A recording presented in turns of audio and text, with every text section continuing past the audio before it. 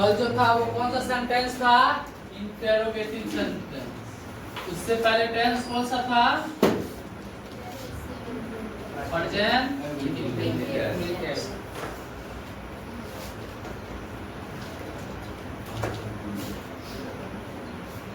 Sentence कौन सा?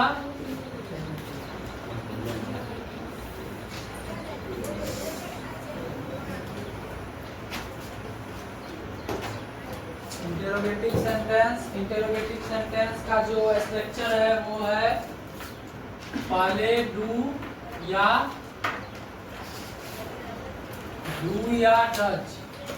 समझते हो? डू या डज। डू कहाँ लगता है, डज कहाँ लगता है, एक्सप्लेन किया जा चुका है पहले। थर्ड पर्सन के सिंगुलर नंबर के साथ डज लगता है। थर्ड पर्सन के साथ क्या रे? थर्ड पर्सन के सिंगुलर नंबर के साथ डज। बाकी जितने भी है उसके साथ डू लगता है। तो अलग अलग रूल लिखने का जरूरी नहीं है, इसी में हो गया।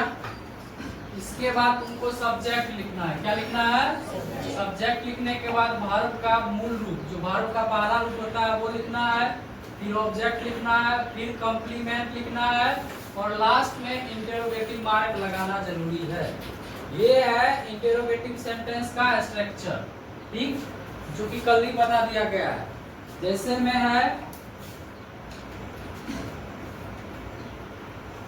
क्या मैं पढ़ाता हूँ, क्या मैं पढ़ाता हूँ।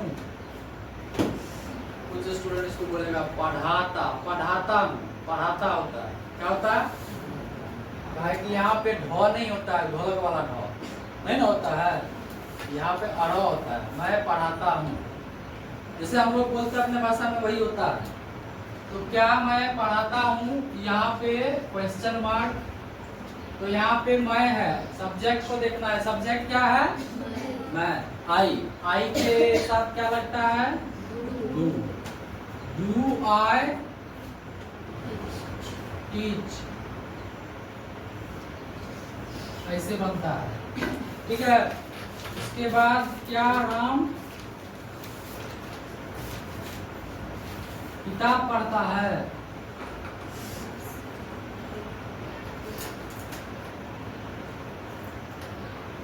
यहाँ पे क्वेश्चन मार्क का भी ख्याल रखना है। तो राम जो है यहाँ पे सब्जेक्ट है, तो इसमें डू लगाएंगे कि डज लगाएंगे? डज लगाएंगे। Does Ram read a book. हम राम लिखे हैं, कैसे लिखे हैं? बीच में है। तो तुम लोग कैसे लिखते हो? ऐसा जिंदगी में कभी नहीं होगा, कहीं भी पढ़ने को ऐसा नहीं मिलेगा। राम जब भी मिलेगा पढ़ने को, हम राम भगवान की बात नहीं कर रहे, ये एक नाम है। राम जहाँ भी, किसी भी चीज का नाम जहाँ भी पढ़ने को मिलेगा, तो नाम का पहला अक्षर हमेशा बड़ी ABCD से होता है। इसका ख्याल रखना जरूरी है। तो ये बाकी जो एक्सरसाइज तुम लोग बना लिए हो, ये स्ट्रक्चर भी समझ में आ गया है। अब अगले सेंटेंस को देखते हैं, राइट। नोट डाउन करो सब फटाफट।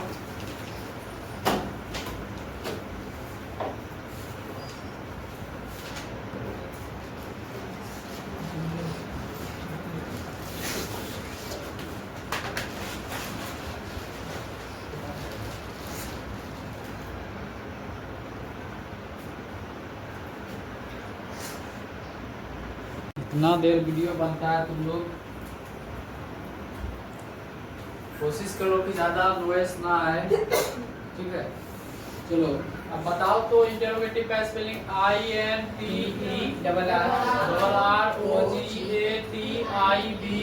इंटेरोगेटिव SENTENC, निगेटिव भी ना लेना है साथ में, NEGATIVESEN और CES। देखो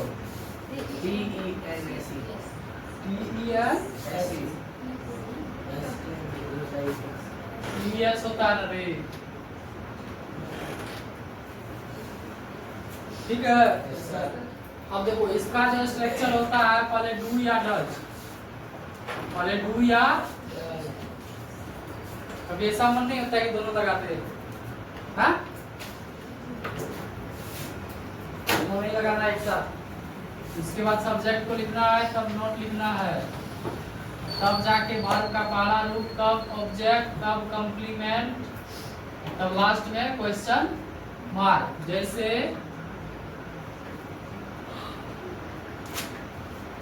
क्या मैं नहीं पढ़ाता हूँ, क्या मैं नहीं पढ़ाता हूँ। कैसे पहचानेंगे कि ये जो है इंटेरोगेटिव नेगेटिव सेंटेंस है? दो चीज देखना है, इंटेरोगेटिव के लिए शुरू में क्या और नेगेटिव बीच में या कहीं पे भी नहीं लगा है ना, तो इसमें क्या नहीं दोनों लगा हुआ है, इसीलिए ये कौन सा सेंटेंस है? इंटेरोगेटिव नेगेटिव सेंटेंस है। पहले इसमें डज लगाएंगे कि डू लगाएंगे? पहले उस क्या लगाएंगे उसको देखने के लिए सब्जेक्ट को पकड़ेंगे। पहले डरा गया सब्जेक्ट क्या है? क्या लगेगा? उसके बाद सब्जेक्ट लिखेंगे डू आई, उसके बाद क्या लिखना है? नोट, उसके बाद क्या लिखना है? उसके बाद क्या लिखना है? ऑब्जेक्ट है इसमें? नहीं है, वो डू आई नॉट टीच, यही हो गया। क्या राम आम नहीं खाता है?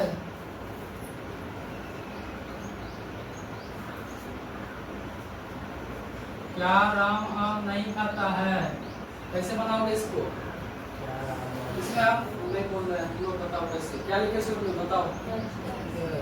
डज लिखे, हमको डू लिखने का मन है, रोक सकता है, हाँ कौन रोकेगा? रूल रूल ये कहता है कि सब्जेक्ट थर्ड पर्सन का सिंगुलर नंबर है और उसके साथ डज लगता है, डू नहीं लगता है, इसीलिए डज लगा है, डू नहीं लगा सकते, राइट।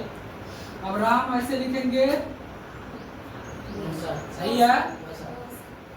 सही है? सही है कि नहीं है? क्या सब बोल रही है, इसीलिए तुम भी बोल रही है, क्यों नहीं है सही? सही क्यों नहीं है?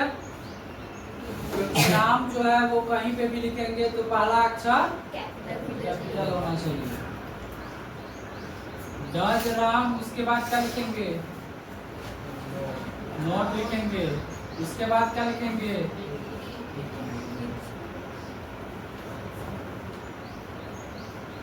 Does Ram not eat a mango, right. तुम लोगों के समझ में ये सेंटेंस था कि अब एक ही बचा है, WH क्वेश्चन, WH क्वेश्चन। पर्याप्त समय नहीं होने के कारण आज केवल एक ही सेंटेंस के बारे में बताया जा रहा है और एक एक्सरसाइज ट्रांसलेशन के लिए मिलेगा, बाकी का जो समय है वो डेफिनेशन सुनाने में जाएगा। वो याद करके आ गए हो? यस।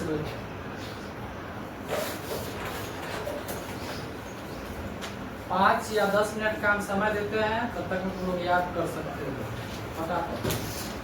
लग जाओ अपने काम में।